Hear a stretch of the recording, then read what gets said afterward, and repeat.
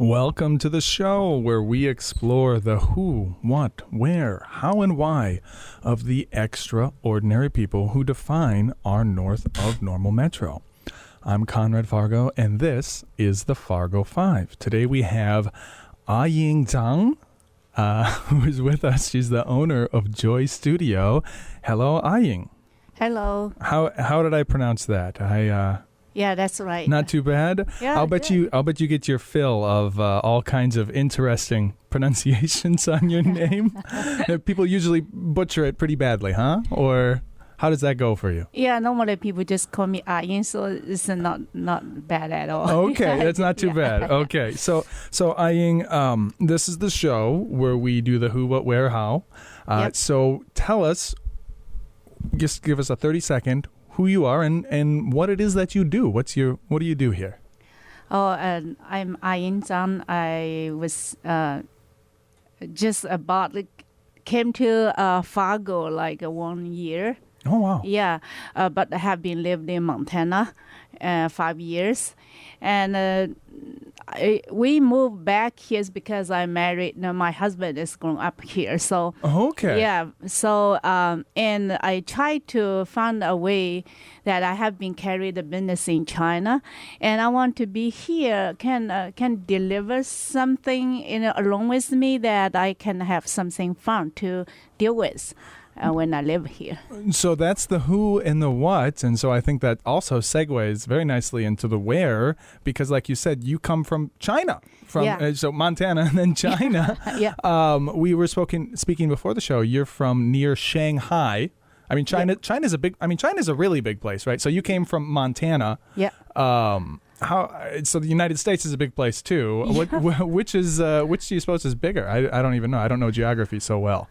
I think the whole country. I think maybe I don't actually not the number very well. Really? But maybe similar size, but much population in China. It's 6 billion people, or no? How many is it? 14 billion. No, that can't be the case. Yeah. How many people are in the earth? I think it's only 9, isn't it? No, anyhow, whatever it is, there's a lot of Chinese people and a lot of different cultures, right? But Shanghai, so where you're from, that's the more, what do you call it? The mainstream or the typical Chinese? Like, how many different cultures are there in China? We have like 54 something like that. Oh my goodness. Yeah, lots of minority. And we are the main ones called Hanzhu. Oh, okay. Minority, so it's a big one.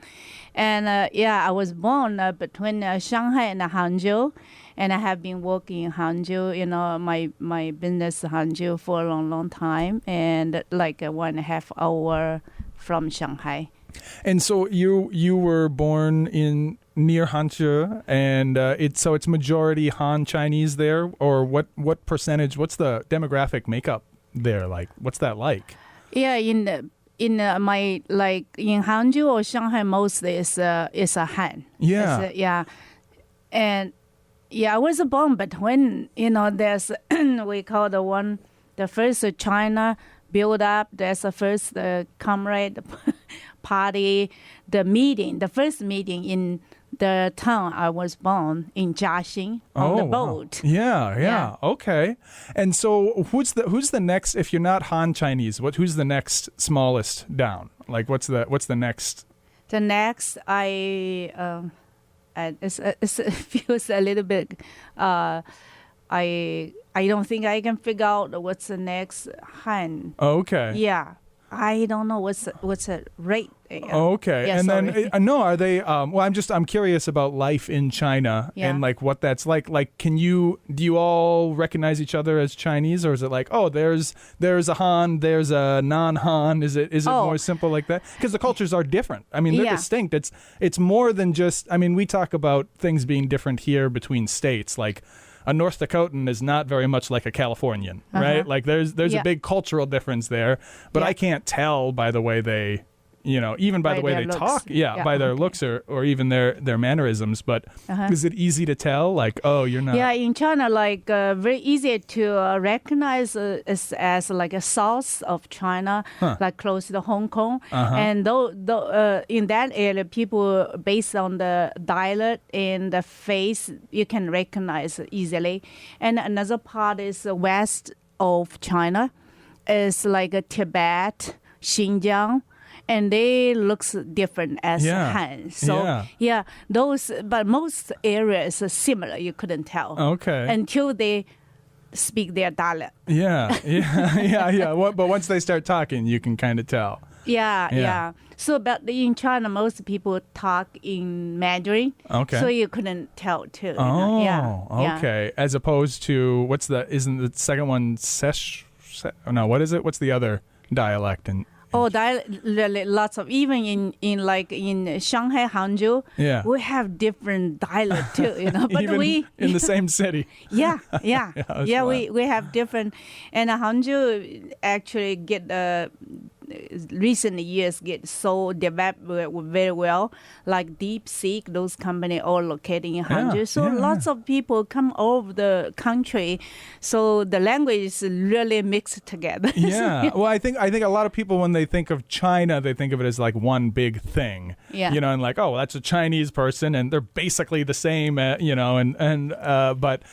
is a very multi-ethnic society, a lot of different backgrounds, all under one flag. A lot of diversity, even just within there. And so you grew up in the big city amongst the other Han, and you had your own shop. And what did you do? What kind of shop did you have over there? Oh, okay. I have the outdoor equipment. Okay, outdoor equiment. Yeah, I have a chain shop, 13 shop over there. Oh, wow. Since 2000. Okay. And that business, like very new in China around 2000. But since SARS, they started boomed because people start realize health is so important. And they want to be outdoors more often. Yeah, that's right. Yeah. And the only job I ever had was working for an outdoors company, but we sold a whole lot of gun parts and stuff like that for hunting, stuff like that. That's strictly not allowed in China, right? So like outdoor stuff is going to be more like camping supplies, right? Yeah, hiking. most like hiking, climbing. Yeah, okay. And even climbing on the snow mountain or the ice, what's an ice show. And a hammer, all kind of things, and also glamping. And this was your business. Yeah. You started that before or after SARS? Before. Okay. Yeah. And so in China, so here in America now, right now in the year 2025, we talk about COVID as like the big thing that changed everything, and everything changed from COVID, and that was such a big impact.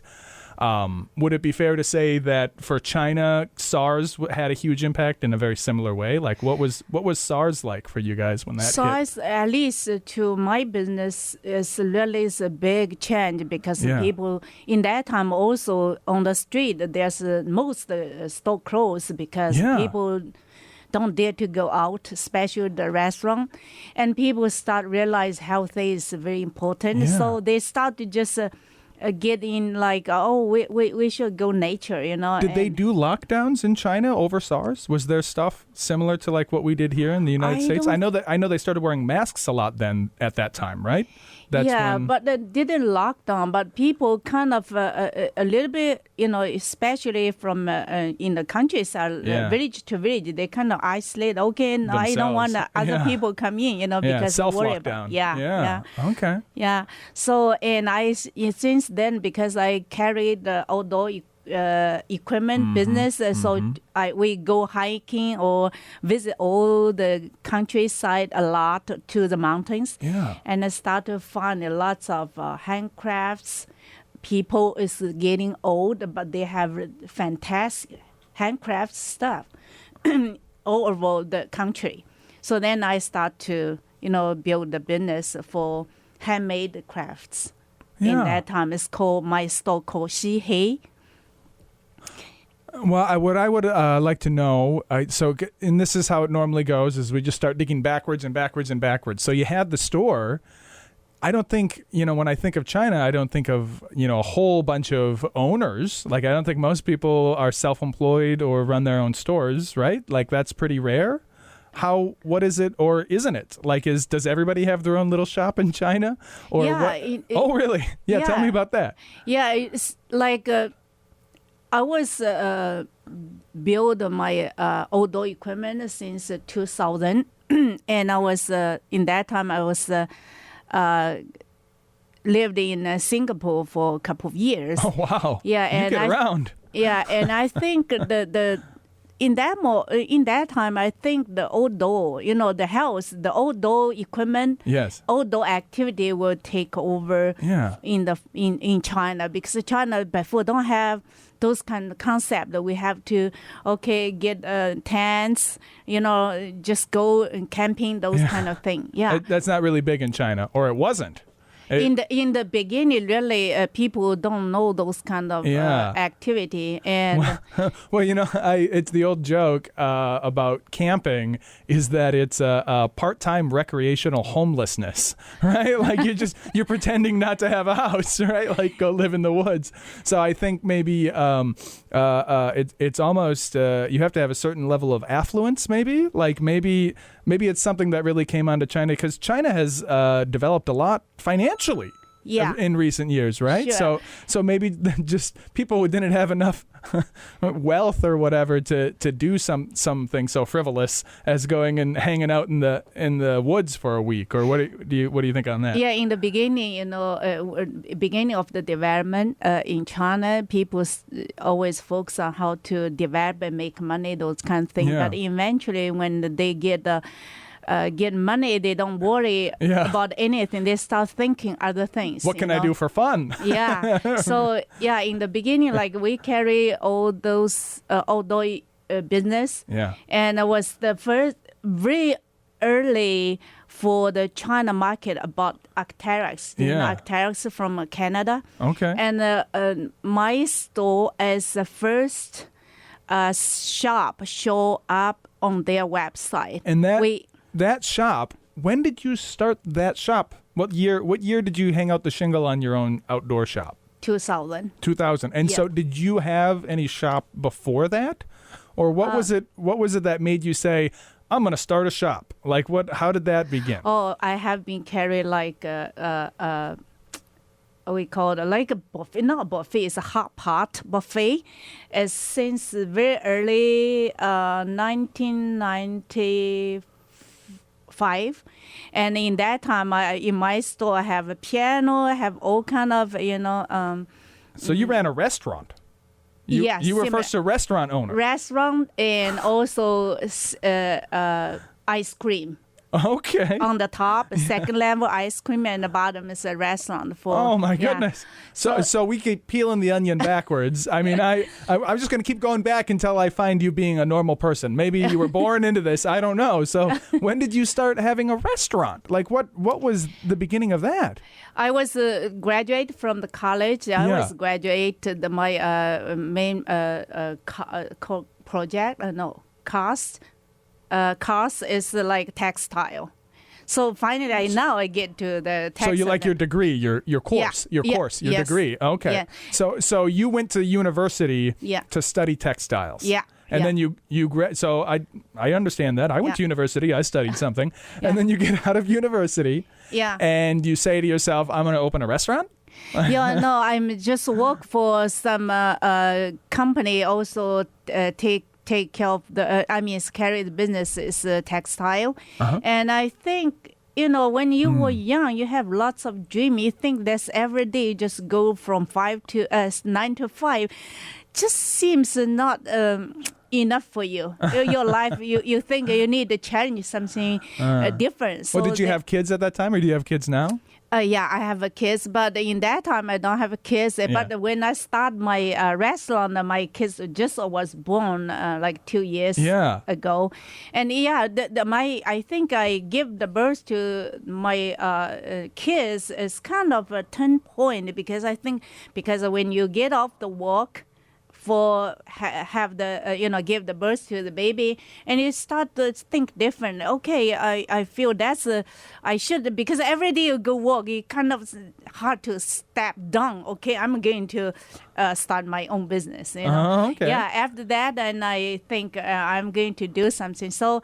In that time, my restaurant is not a common restaurant. It's not a normal one. Have lots of activity there. Like a fashion show in the middle with a red carpet. And also we have ice cream on the top, level. In that time, ice cream is quite new for Chinese people to ice cream shop, So I want to focus, on the conception of your entrepreneurial beginning, right? Because you're an entrepreneur now. You were an entrepreneur with an outdoor shop in China. You were an entrepreneur as a restaurant owner. That was your first time being self-employed and starting on your own, right? And so, like, before then, I want to almost imagine your day-to-day. You're working for a textile company, right? Like, so you're helping sell or whatever, move there. No, in that time, I was in the design department. Okay. So you're helping design the textiles. You go home. You've got a baby, screaming baby at home. You put them in daycare or whatever, and you pick them up from daycare, or mom and dad is helping, or what's? No, in that time is when I have the baby, and then I start to just go home, relax. I mean, I just off the work because we want to take care of the baby very well.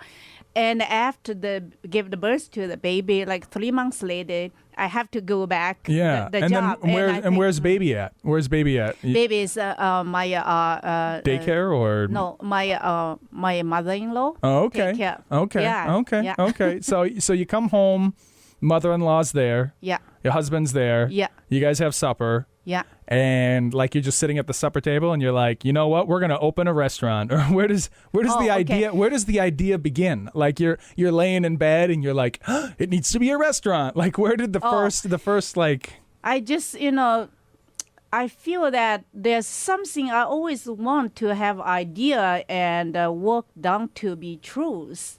I mean. The idea you can get in the reality, that's very fun part to me. So I think just, when you work for a factory or for a company, there's not much chance you can do that. So then that's why. Well, you're designing textiles. Yeah. I mean, so your idea is coming to life in the textile. Yeah. That wasn't enough. Yeah, that's not completely like a big project. You can, all the idea in your mind, you can organize and get one by one get true, and that's really interesting to me. Then that's why we started, and we in that time is like also those TV station or magazine. We follow our store shop and the restaurant. Yeah, because a completely different way.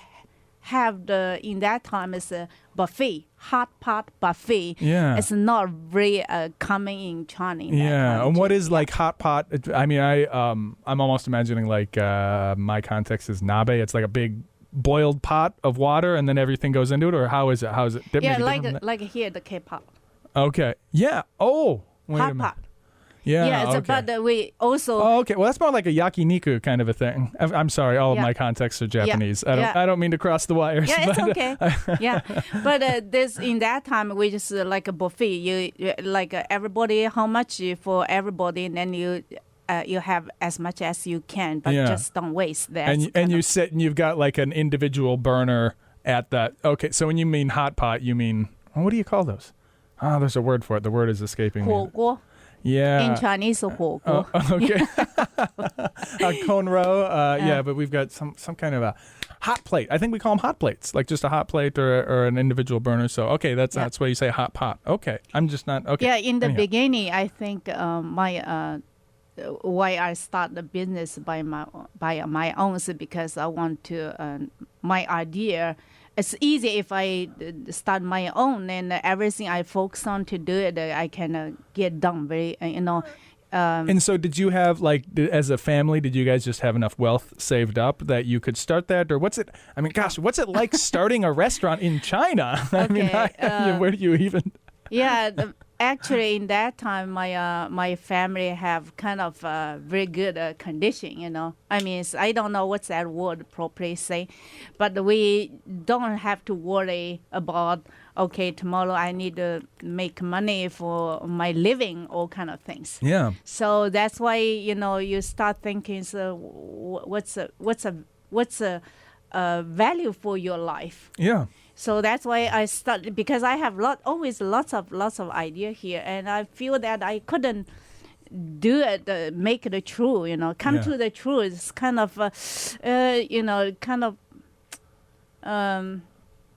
just kind of interesting to me. Come to truth. So absolutely. That's a beginning. Okay. And then. And so, what was the very first step? I mean, you had to find a place. Yeah. Did you build somewhere? You already had it? You rent it. So you come out with a lease. Yeah. And you retrofit the whole place to make it. Yeah, and remodel it by, all the idea come from my mind. And in that time, people said, why you have so many plants in your restaurant? Yeah. It's inside, outside, all kind of plants. It's kind of a new concept restaurant. Yeah. And have piano in the middle. And have a hand pour coffee in that time. Yeah. It's before, that's 1990, around 1997. Okay. And hand pour and a coffee bean can, ground by yourself and you pour coffee, all kind of thing, interesting thing. Coffee is so much better when you grind it fresh. Yeah. I just got onto that. When I go to Costco, now I get the whole beans and grind them up. Whole other world, so it's so much better, right? Yeah, and also like you doing things, they really, it's not just somebody make a cup of coffee you drink. You have the whole process more interesting. Yeah. So we offer those. Oh wait, so the customer is grinding their own bean for their own coffee right there? Yeah, if they like, some of people they don't know how to do it, so we have waitress help them. But if they would like to do it, they can have their fun. Yeah. Yeah. Oh, that's cool. Okay. So you're doing ice cream, you're doing all kinds of stuff. The restaurant's going well. You've got all kinds of media attention, right? So the news is coming and covering you. So you said you'd never been on the radio before, but it sounds like you've had lots of media attention in the past. They never interviewed you or did you anything for the restaurant that way? Yeah, I'm not good at that. So normally if they interview, they will interview the workers work for my shop or something. When we do something, don't focus on my face. Just do things, talk about this. So I thought the radio is just talk, but it seems to still have a video there. Well, so kind of nervous. I do. I put it on YouTube and Spotify. Yeah. So I mean, you have to these days. Yeah. But it's that's right. You don't need to be too worried about it. Most people probably just listen to it, and even though it has the video's playing in their pocket while they're listening. So don't worry about that. So the restaurant sounds like it was a great success. Yeah, not bad. But this is long story. I was get divorced. We got another 20 minutes. Yeah. So, okay, so you divorced. Yeah, so that's why I go to Singapore. And Okay. So then Singapore come back. I start my outdoor. But you had a child.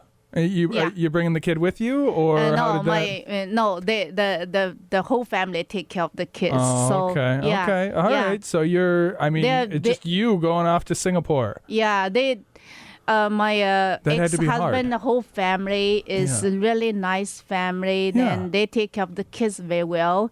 And even now, they treat me as their own family. Okay. Yeah. Well, I'm glad that worked out well. Divorce can be so difficult, especially, to be separated from your own child. That has to still, even under the best circumstances, that has to be challenging. Yeah, sure. And that's the only thing I feel. When I look back in my life, the only thing I think is kind of regret is I don't have enough time, much time to be with my kid. That's all.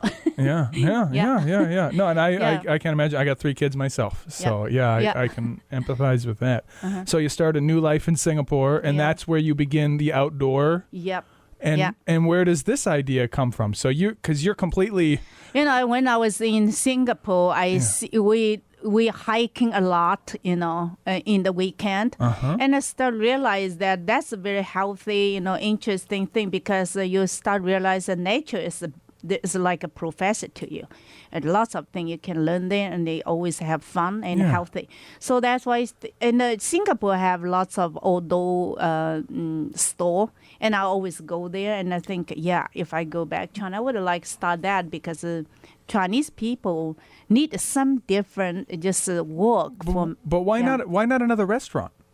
I mean, if I had done a restaurant and it was successful, and then I had to move somewhere else, I think my instinct would be, let's do another restaurant. I know how to do a restaurant. I did a restaurant. Let's do another one. Instead, you're doing sporting goods. Yeah, I mean, restaurant is not much creative thing you can do there, and also still not enough self-expression, huh? Yeah, I mean, like a restaurant to me is one way is you handle very well, so always busy. Yeah. Yeah, you do make money, and another one is there's no people come in, you worry. I don't think it's much more interesting beyond that. Yeah, because I like the big hinge point on the business for a restaurant is like one way is to make money, one way is to worry about. Well, no, I mean, because like what you're making money on is you think it's the food, not so much as the service. It's not the food, it's the fact that you're making the food and giving it to somebody. Yeah. And so if nobody shows up for you to serve them, then you can't just make the service and have a whole bunch of service piled up. Right? So so either somebody comes in and you're making money or not, right? Yeah. So like you said, you're worrying all the time. Slow days, I can only imagine. Yeah, that would kill me. I could never run a restaurant either, I guess. Yeah. Because it's very unpredictable, I'll bet. That's got to be tough. And if you're too busy, you will feel lots of problem too, because people will fight for a seat. Okay, I'm here first. Just not very... Yes. Yeah, that's constant chaos. Yeah. It's either too many people and now I feel like I'm going to lose them forever because they're going to have a bad experience, or not enough people and it's like, oh my God, this is costing me so much money today. Yeah. I can see that. So you're like, you know what I want to do? Have a retail operation where I've got stuff, right? Because that's a little easier because mostly you just invest in the things. And so who bought the things? How did you get all the stuff? How did you fill your store with stuff? You mean my outdoor? Yeah, the outdoor. In that time, actually, we start very early. Is carry the broad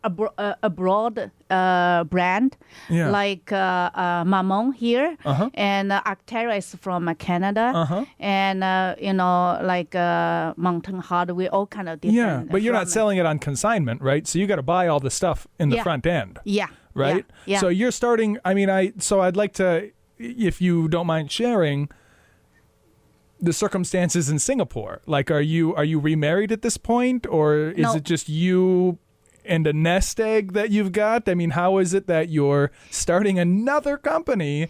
Because that can't be an easy lift. Yeah, when I start that one, so we try to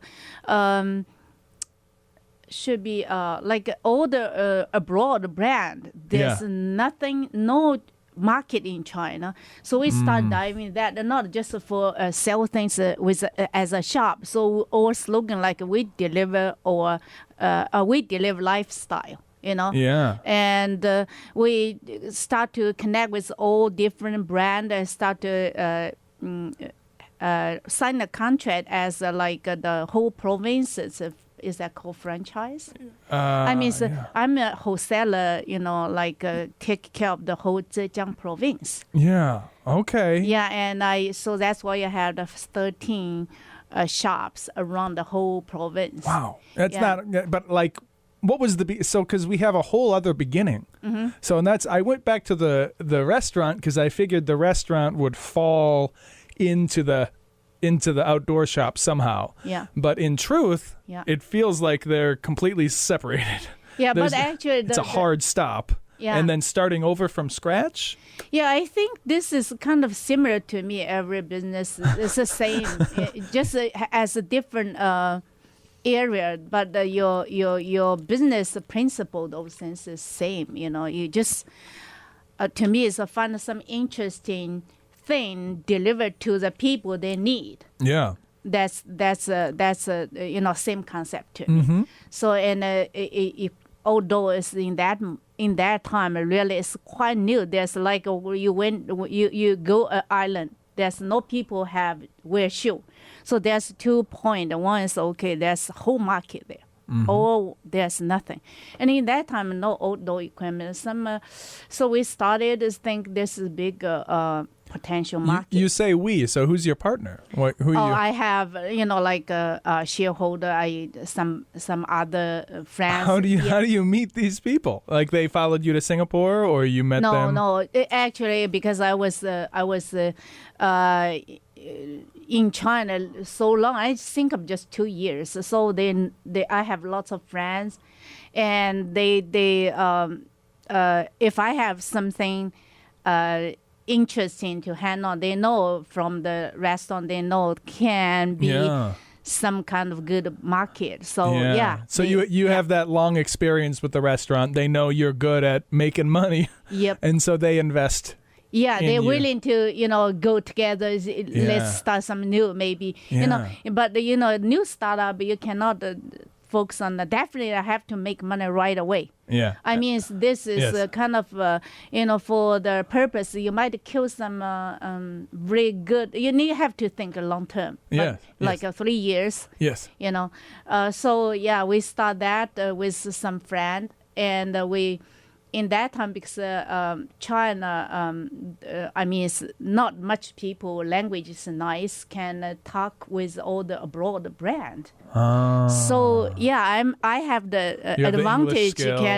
When people, those brand representative visit China, have this looking market there too. Yeah. So then we can connect and talk about the plan, and finally we really have a good start.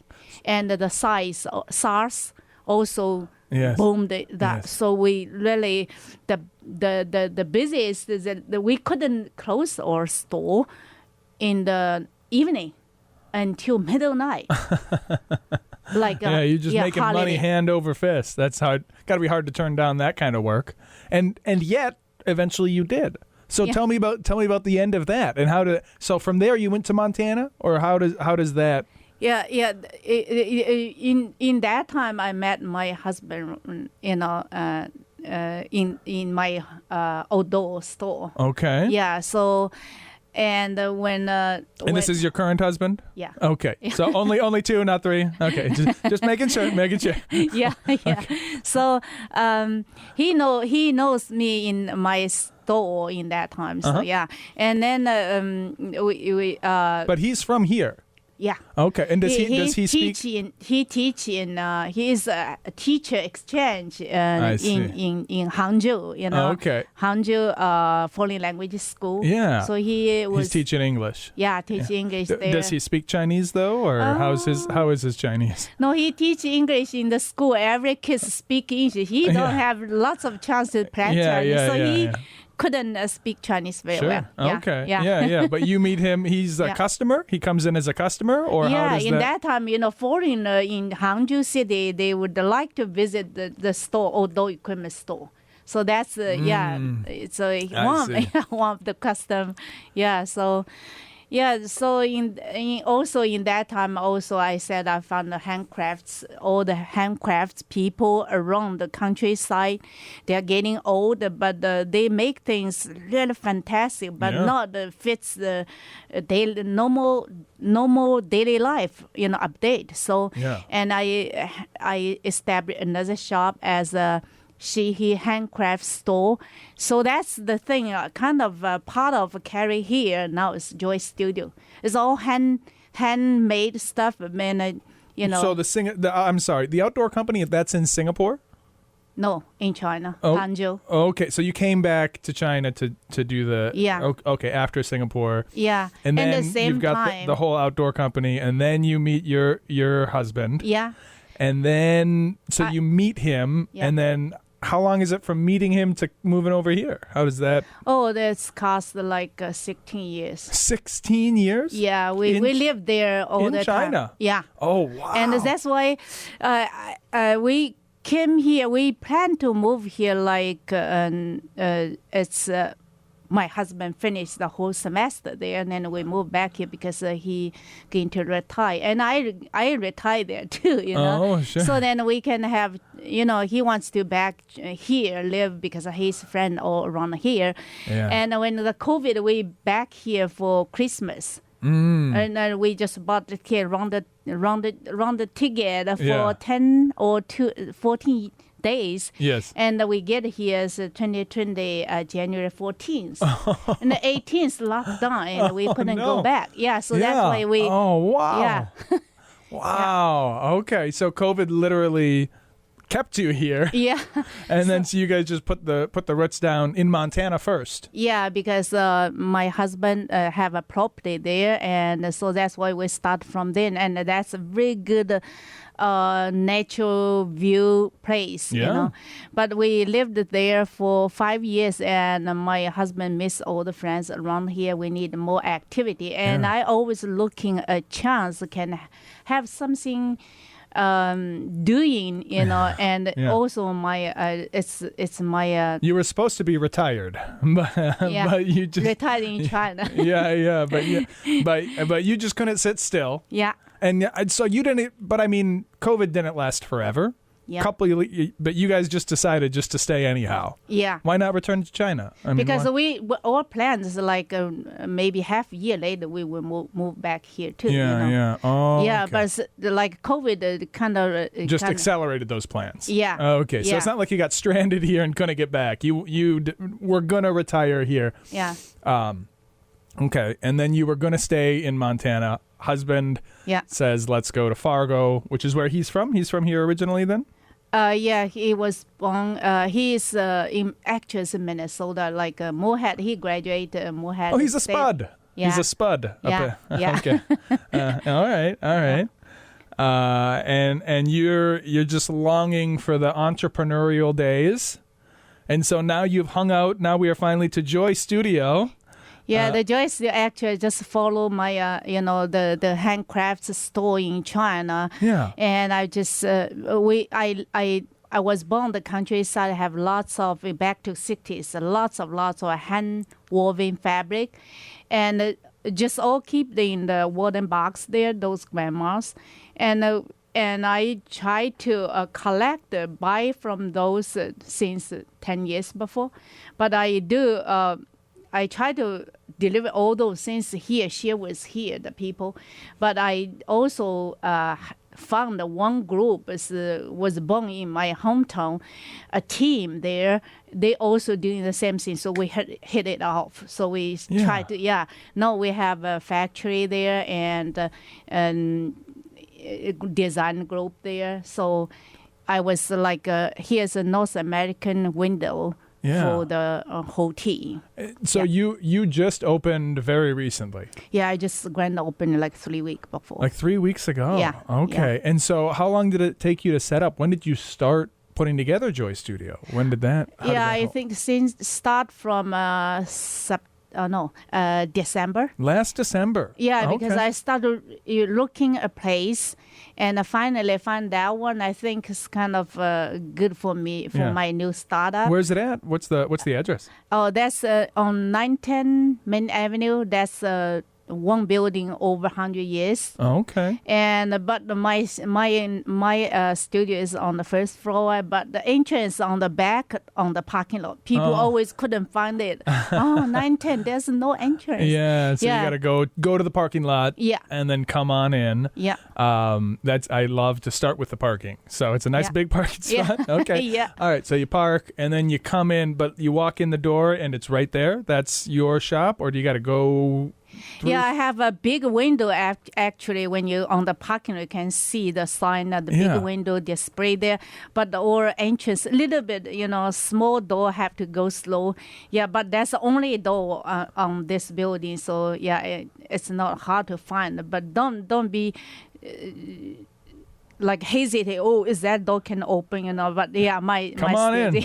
Come on in, she says. Yes. Okay, so you walk in and tell us more about what we're gonna find. So you said that you did the outdoor stuff in China, and then you started working with the handcraft. So is it handcrafted outdoor items, or is it just a variety of handcrafted items from China? Yeah, handcrafts normal is not, although I said that the one's very high technical thing for outdoor, but the handcrafts are very traditional, you know. Okay. Yeah, all goes to that natural material. And that's the way, get my age, I've started looking back to the roots, and Yeah.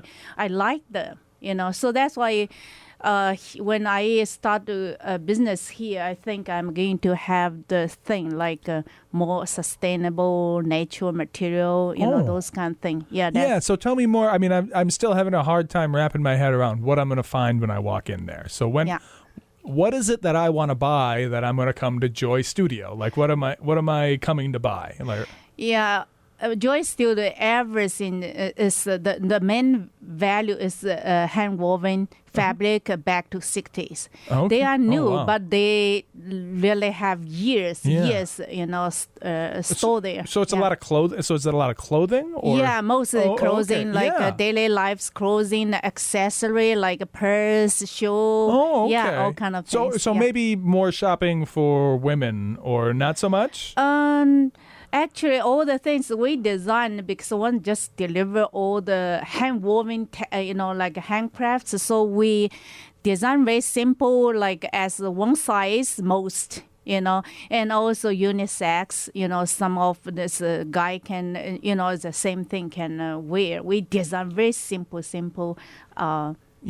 So like a lot of shawls, or a lot of like lots of like a top, coat. Like carrots pants, the daily life you can wear for work is very good. But also you don't have to think this is so delicate, hand on the wall, you know. You just need to wear them, you know, wear them as much as you can and 3 seasons. Probably going to be hand wash only though, right? I mean, you don't want to put stuff in the machine, or do you? Yeah, you can wash in the machine, but you have to wash very quick because all the natural dye. So natural dye always kind of loose color, so you cannot mix others. Yeah, and hand woven silk, hand woven cotton. Wow. Yeah, really very rich textile. I mean, texture fabric and.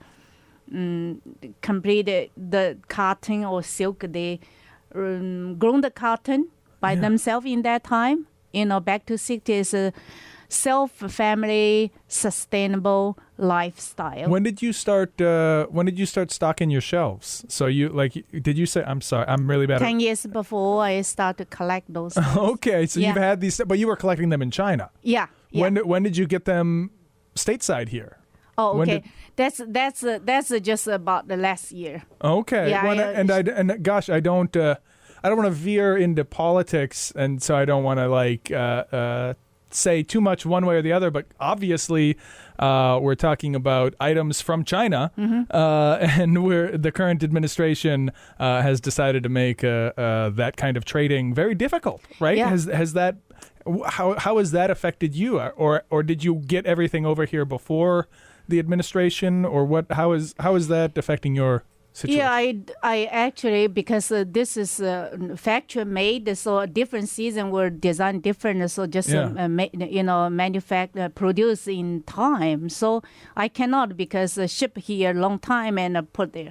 So this really is get more cost for me. For ship here, you know, the tariffs and also the shipment costs get more high. Yeah. And so, I mean, has that affected your plans, or what are you doing to work against that, or what's that going to do to you? Okay. I think that this, to me, is I plan this long term. I don't expect like, boom, this business. But I would like people to have the certain interesting as me, like those hand woven stuff, and they will find me, eventually. And more than just sell things, I want to share all the experience, all the knowledge with each other, and the people can come in, doing things there. And I have lots of tea set. The people can come in, just drink tea there, have fun and working, do sewing, knitting. Those things can be in my space. Yeah. Studio. Oh gosh. Do you host very many events or things like that, like knitting circles or anything like that? I almost feel like there's a huge opportunity there. Yeah, actually, because I just started like 3 weeks, and I didn't hire anybody work for me right now. So lots of things to handle. I don't have more energy to handle those right now, but I'm going to, that's my plan, is going to have more activity people can enjoy in the studio with the atmosphere or tea, or you just look at those things, Yeah. Absolutely. So on our way, we're just about at time here. So how was it? You said you'd never done anything like this. You were afraid you wouldn't know what to say.